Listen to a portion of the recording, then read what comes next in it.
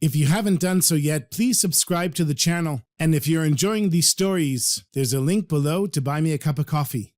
This is the Chassidic Story Project with Barak Hullman, podcasting from Jerusalem, Israel. This podcast is sponsored by listeners just like you. To become a supporter of this podcast, please go to HasidicStory.com. HASIDIC story.com. You'll never know. You'll never know. You'll never know.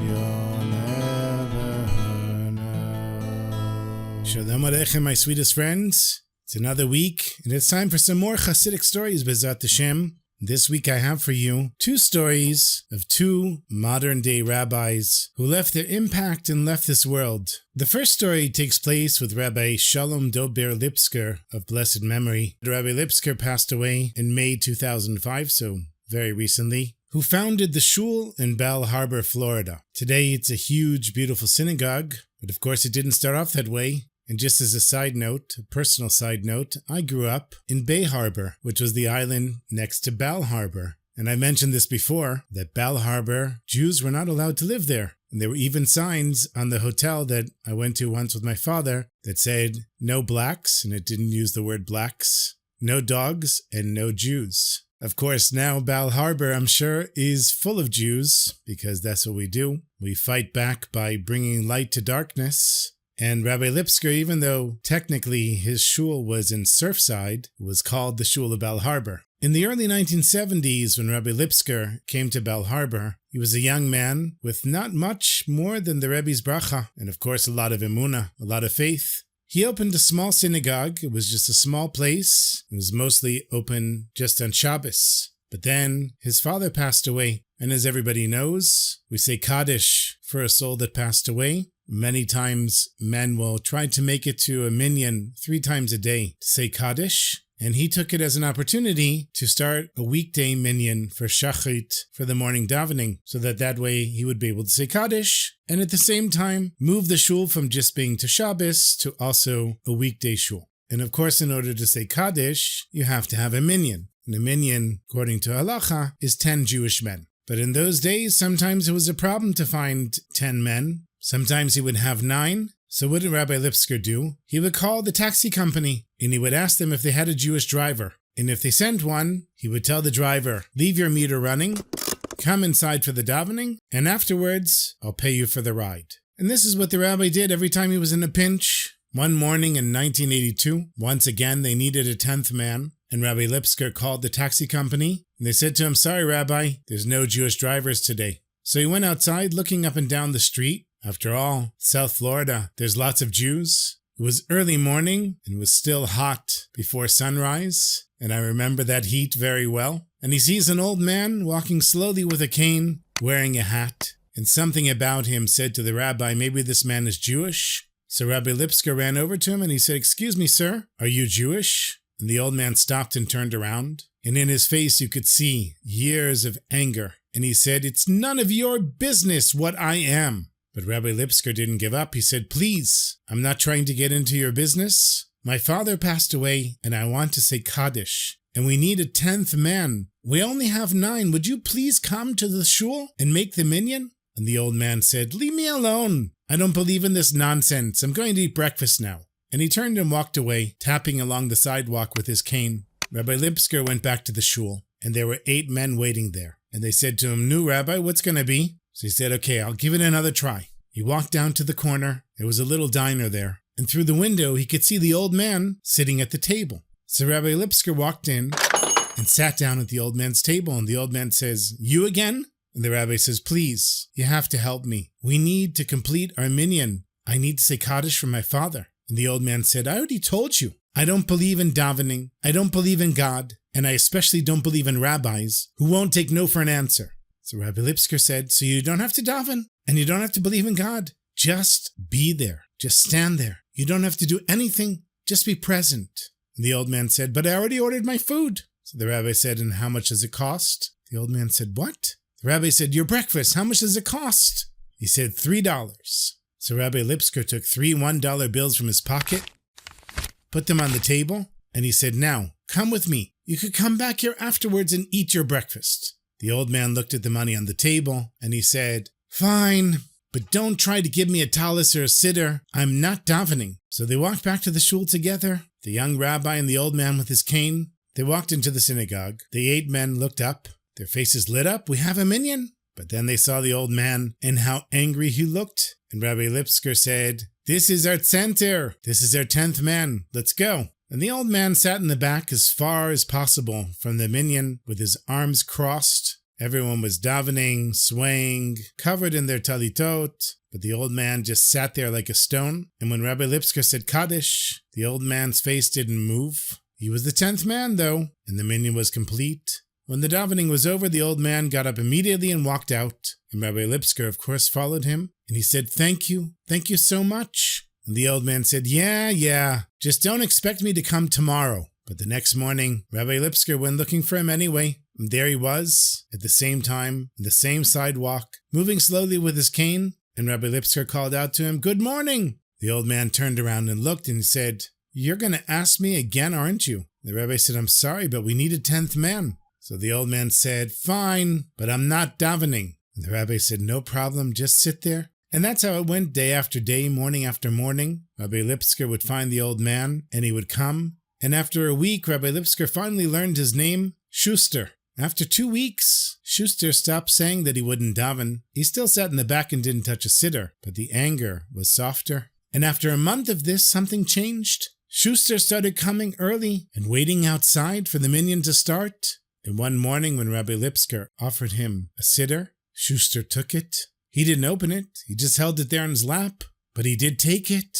The president of the synagogue, who was a businessman that helped to start the shul, one day pulls Rabbi Lipsker aside. And he says, "Rabbi, why do you spend so much time with this old man? Look at him. He doesn't daven. He wears the same faded pants every day, the same worn-out suit with colored pens in the pocket. He's got nothing. Your time would better be spent with other people." And Rabbi Lipsker looked at the president of the shul and he said, "He's a Jew, and the Rebbe sent me here to bring Jews closer to Yiddishkeit. That's all I need. I don't care if he has money or not. All I'm interested in is bringing him closer." And after 2 months, Schuster did something that made everybody stop. He put on a talis, and his hands were shaking. Rabbi Lipsker said, "Would you like me to help you?" And Schuster just nodded. And Rabbi Lipsker showed him how to put it on and how to say the bracha. And Schuster's eyes were just wet. And that morning, for the first time, the old man opened a siddur. He couldn't read the Hebrew. He'd forgotten too much of it. But he held the book, and his eyes moved over the letters while his lips silently moved. And as the months passed, the high holidays became closer, Rosh Hashanah and Yom Kippur. And one morning, Rabbi Lipsker says, "Schuster, have you thought about putting on tefillin?" And Schuster's face closed up like a door slamming, and he said, "No."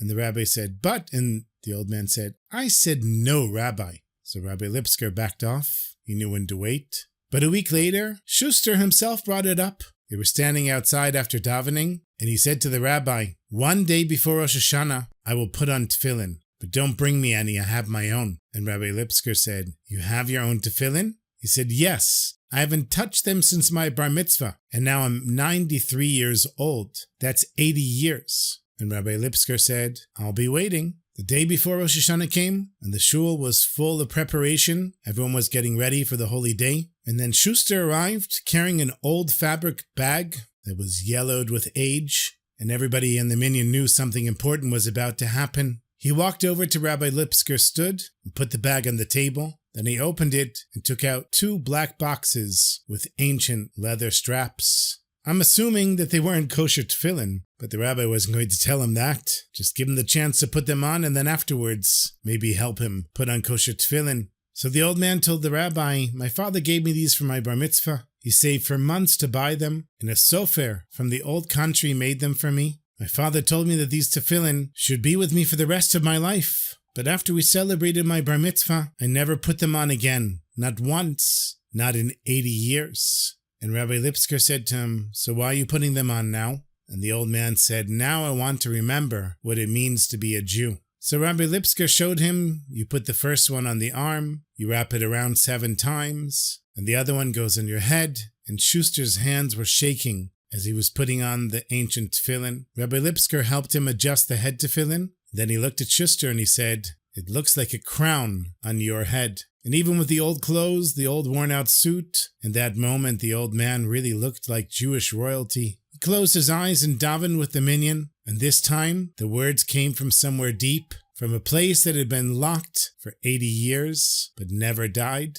That year on Rosh Hashanah, the synagogue was too small, so they rented a big hall at a local hotel. They expected about 500 people to show up, and so Rabbi Lipsker ordered 500 new machzorim, prayer books for the high holidays. Beautiful, bound with English translations, but they weren't paid for yet because the budget, of course, was tight in those days. And on the first day of Rosh Hashanah, the hall was packed, the davening began, and at some point during the davening, Schuster came over to Rabbi Lipsker, and he said, "Rabbi, the machzorim, who's paying for them?" And the rabbi said, "Don't worry about it, we'll figure it out after the holidays are over." So Schuster, he nodded and he said, "Rabbi, I'll take care of it." Rabbi Lipsker looked at him, the same man in the faded pants and the worn-out suit with the colored pens. He said, No, you don't have to. Don't worry, there's lots of people that can help. But Schuster said, "Rabbi, I want to."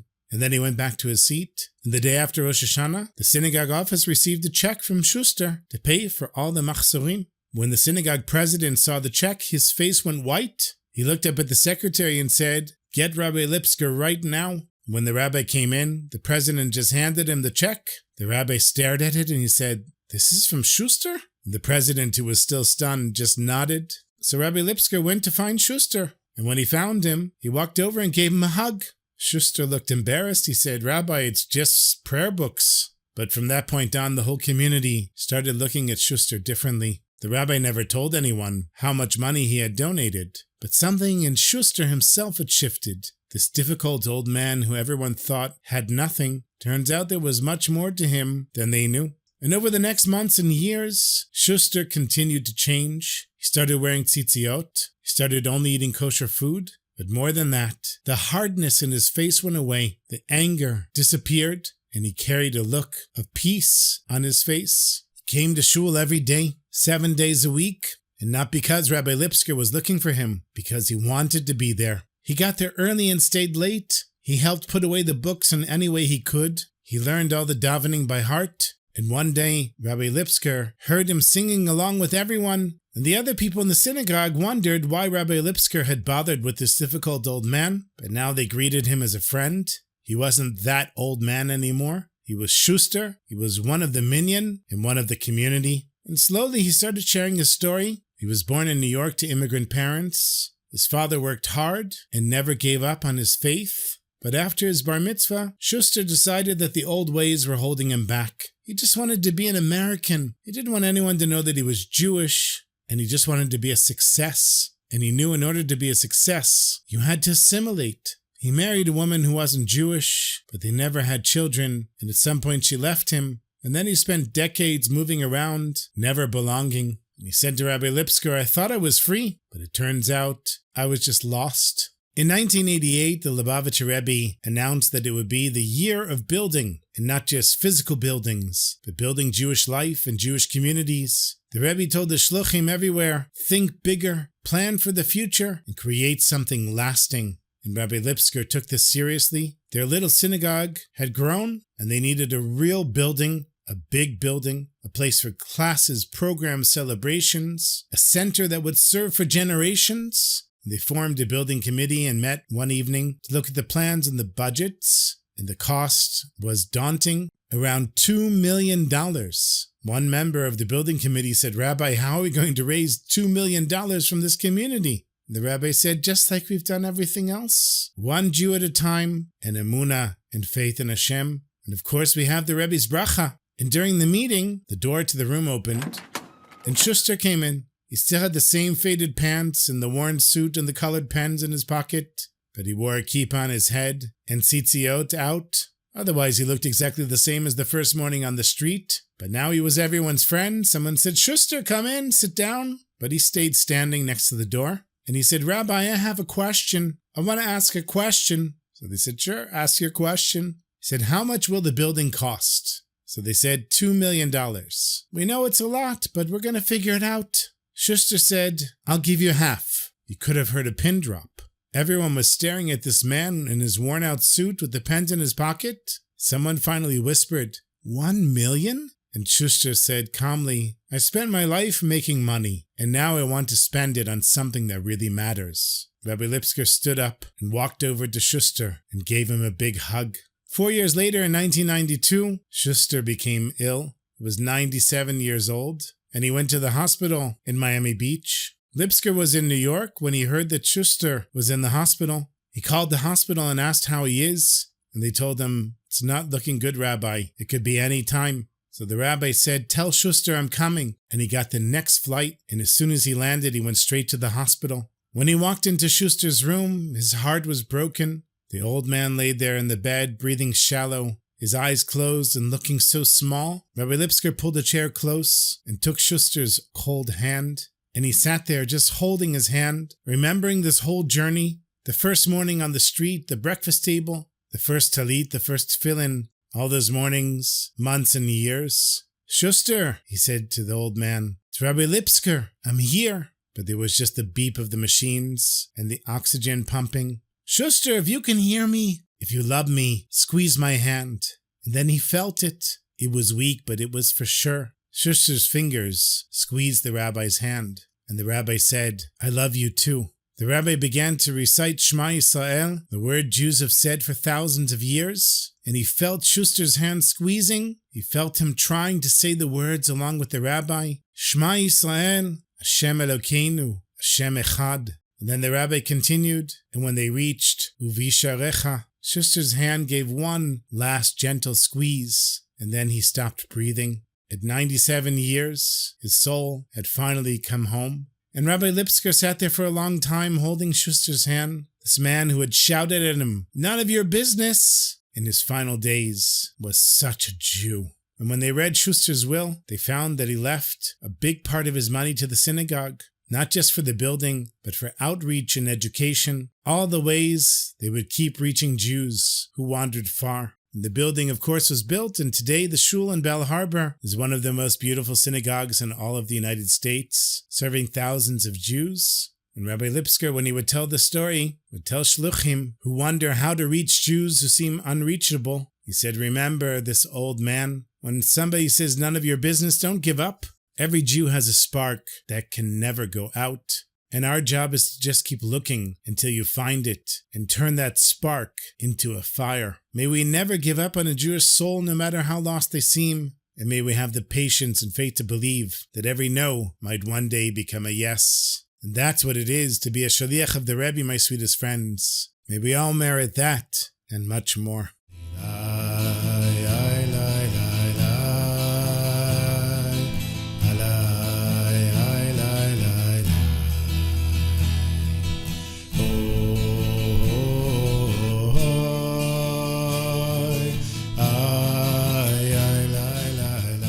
It's so interesting to me when I choose the stories, they always come from different sources. And this next story shares a common theme from the first story, even though there's no connection whatsoever. It's just the hand of Hashem guiding me on this podcast, apparently. So this is a story about Rabbi Moshe Pardo. Rabbi Pardo was a Sephardi Haredi rabbi who started with a small store in Tel Aviv and had daily davening and learning in his store. And from there, he developed an enormous education institute called Or HaChaim, which was named after, of course, the great rabbi, the Or HaChaim HaKadosh. And he founded schools for girls and yeshivot for boys and a kollel. And he lived in Bnei Barak, in a neighborhood that he founded called the Or HaChaim neighborhood. He passed away in 1996. It was 1985, and Rabbi Pardo, as I mentioned, had built this huge network of yeshivot, schools for girls and boys, and educational institutes across Israel. Really an empire of Torah education, all starting from that little store in Tel Aviv.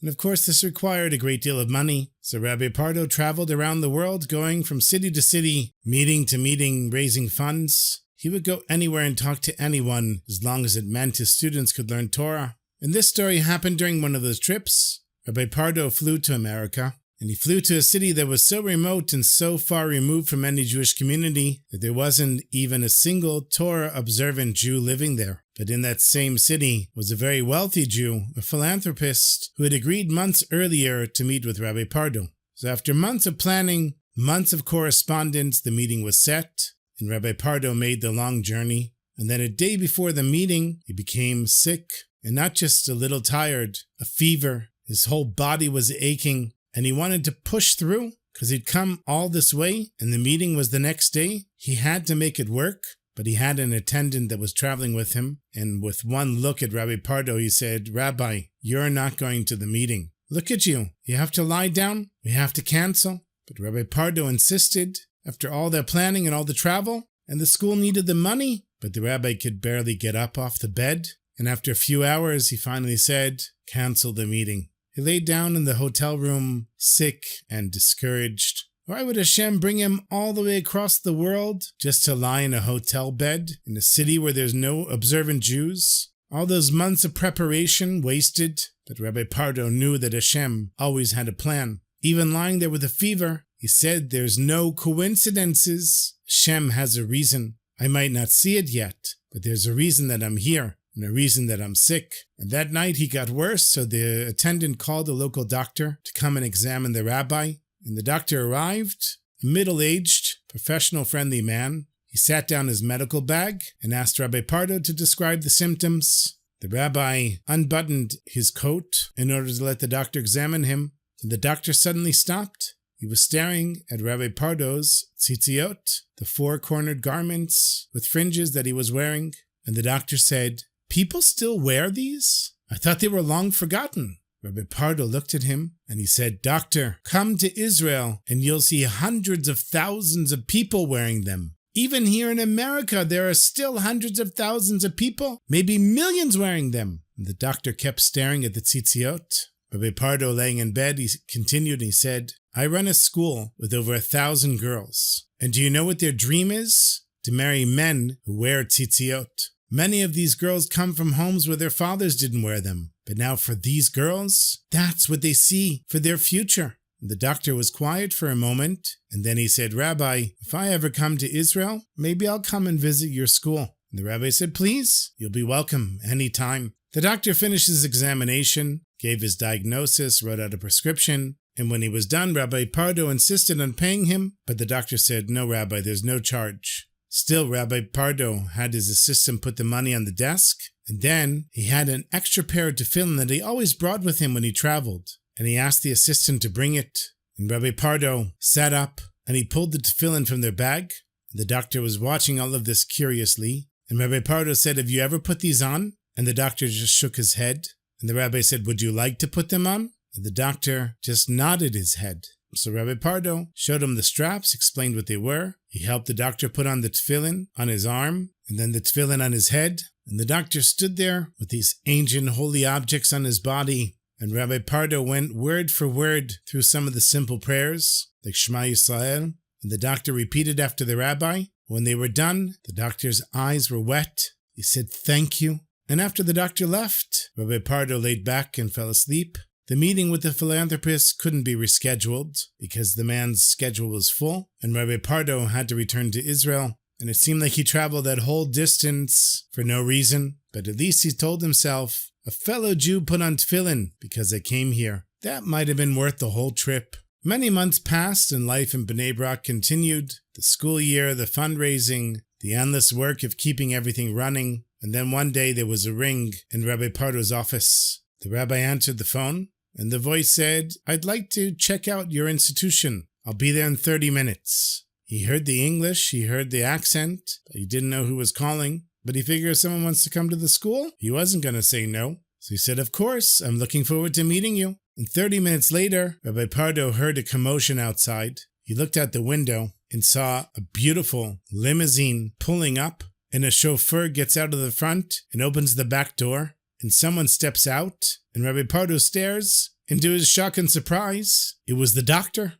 that had treated him in that remote American city. Rabbi Pardo hurried outside to greet the doctor, and he said, "What are you doing here?" And the doctor smiled and said, "I told you, Rabbi, I might come to your school one day." Rabbi Pardo gave him a big hug and thanked him for helping him that night, for being so kind. The doctor just brushed it off. He said, "Please, Rabbi, I didn't come here for thanks. I came to see your school." So Rabbi Pardo showed him around. They walked through the buildings, classroom after classroom, girls learning Torah, of course in Hebrew, studying with concentration. And the doctor just kept taking it all in, stopping, watching, His face showed that same emotion, the same thirst that Rabbi Pardo had seen that night in America. They toured the institutions for over an hour, and finally the doctor said to the rabbi, "Can we please speak privately?" So they went to Rabbi Pardo's office and closed the door. The doctor sat down, and he said, "Rabbi, I thought your school might have maybe 100 students, but I see you've built an empire." "Rabbi, I've been childless my whole life, and I have no close inheritors. No one to leave my money to. I'm going to leave all of my possessions to your school, Rabbi. My considerable life savings, everything. I'll contact my lawyer to finalize the will, and you will be the sole beneficiary." Rabbi Pardo almost fell out of his chair. He stared at the doctor, barely able to speak. And finally he said, "My friend, do you realize the power of what you've done? The Mishnah teaches that money doesn't go with a person to the world to come, but you've now transformed the material into eternity. It's a great business deal." The doctor just smiled, his eyes were wet again. And then the doctor left, and of course he left a donation behind. He wasn't going to make the rabbi wait until he died. And Rabbi Pardo sat there in his office thinking, "At first, I thought I was just helping a Jew put on tefillin, and that seemed like enough, even to travel halfway across the world. But now I see that Hashem brought me there in order to receive the greatest donation the school has ever received. And in the end, it was more than 10 times what he would have expected from that canceled meeting. Hashem turned what looked like failure into the greatest success. When Rabbi Pardo got sick in that remote city, it seemed like a disaster. All that planning, all that travel for nothing. But Hashem had other plans. It wasn't the philanthropist that Rabbi Pardo was going there to meet, but a doctor who happened to be Jewish, a doctor who saw tzitziot, who put on tefillin, and something awakened inside of him, who months later got on a plane, flew to Israel, and saw what his money could do. May we remember that when things don't go as planned, Hashem always has a reason. What looks like failure might be the path to our greatest blessing.